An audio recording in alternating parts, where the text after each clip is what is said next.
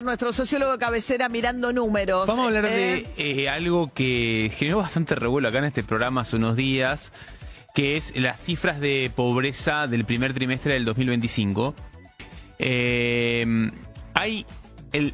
semana pasada el INDEC sacó el informe de distribución del ingreso del primer trimestre del 2025, con el cual es posible estimar la pobreza al primer trimestre del 25. Eso da una caída de 7 puntos de la pobreza respecto al primer trimestre del 23. 31% es la estimación que hicieron varios colegas, me incluyo, de la pobreza en el primer trimestre del 25. Es 7 puntos menos que en el primer trimestre del 23, que era 38%. Obviamente, comparado contra el primer trimestre del 24, cuando había sido 55%, es todavía una caída más grande.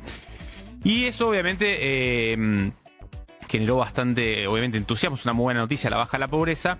Ahora, en paralelo, hay los datos de poder adquisitivo de los salarios están bastante abajo del 2023 cuando mirás los trabajadores formales. Están 6% abajo del 23. ¿Cómo puede ser que el índice de pobreza esté 7 puntos abajo del 23, siendo que los salarios, que es el principal componente de los ingresos de los hogares, está por debajo también del 2023? Bueno, acá hay que tener en cuenta un par de cuestiones. O sea, no te alcanza la guita, pero mejora cae mucho la pobreza. ¿Cómo son compatibles las dos cosas? ¿Cómo puede ser que la pobreza esté 7 puntos abajo del 23, el índice de pobreza 7 puntos abajo del 23, siendo que los salarios... El 23 es el final del Alberto Fernández. Estamos comparando la actualidad del gobierno de Milei con... Yo estoy comparando con el primer trimestre del 23. No es tan al final. Que ahí todo empeoró mucho. Sí, ahí empezó a empeorar. Pero ya incluso el primer trimestre del 23, antes de la sequía y la aceleración inflacionaria fuerte, ya estaba alta la inflación al principio del 23, pero antes de que llegara a 2 dígitos mensuales, la pobreza estaba en el 38 y ahora está en el 31. ¿Sí? ¿Cómo puede ser que se haya dado esa baja si en simultáneo el poder adquisitivo de los salarios cayó? Sí. Bueno, aquí hay un par de cuestiones a tener en cuenta. A ver, número uno, hay una parte de la baja de la pobreza que es totalmente genuina, digamos, que tiene que ver con la baja de la inflación, que tiene que ver con la recomposición de ingresos de los hogares. Eso no se discute. Ahora, hay una parte importante de la baja de la pobreza que tiene que ver con, digamos así, algunas de las debilidades metodológicas que siempre tuvo el índice de pobreza. ¿Cuáles son esas debilidades metodológicas? Hay una que la contó Agustín Salvia el otro día acá, que generó bastante revuelo, que es la siguiente. Normalmente, ¿cómo se mide la pobreza? La pobreza se mide, van encuestadores del INDEC, preguntan a las personas cuánto ganan. ¿Sí? Las personas dicen, ¿sí?, lo que autorreportan su ingreso.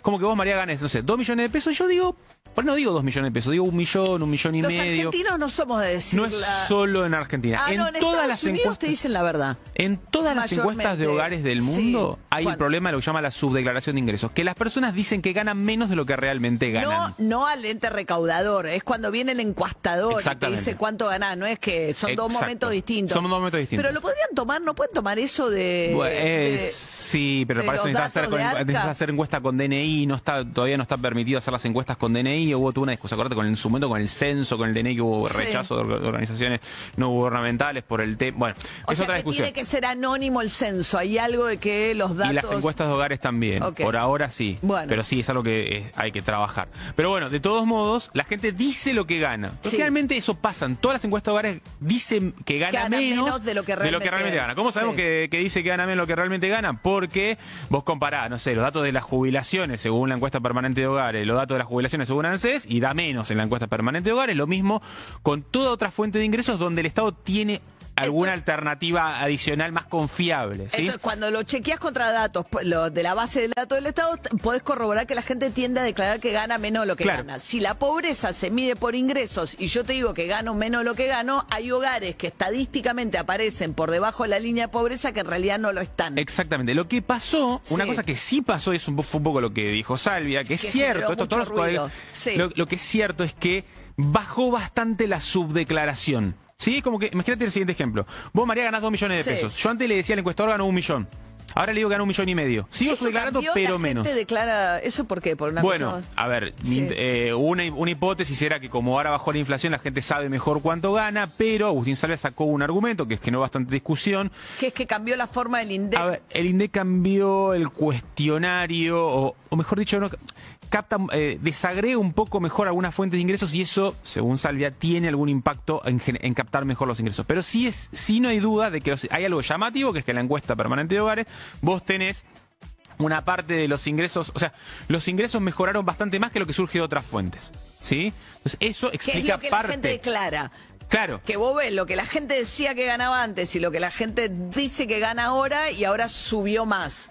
Claro, o sea, ¿cómo yo te diría? Mira, los salarios o las jubilaciones, según los registros administrativos del Estado, como ANSES, por ejemplo, imagínate que subieron, no sé, 20%. Bueno, ahora en la encuesta permanente de hogares, ese mismo universo figura que subieron 30%. Algo no cierra. Claro. ¿Qué es lo que no cierra? Lo que sí sabemos que bajó esa subdeclaración. ¿Por qué? Es todo un motivo de indagar. Pero que la subdeclaración bajó es un hecho. Entonces, parte de la baja tiene que ver simplemente con que estás captando mejor ingresos. ¿Sí?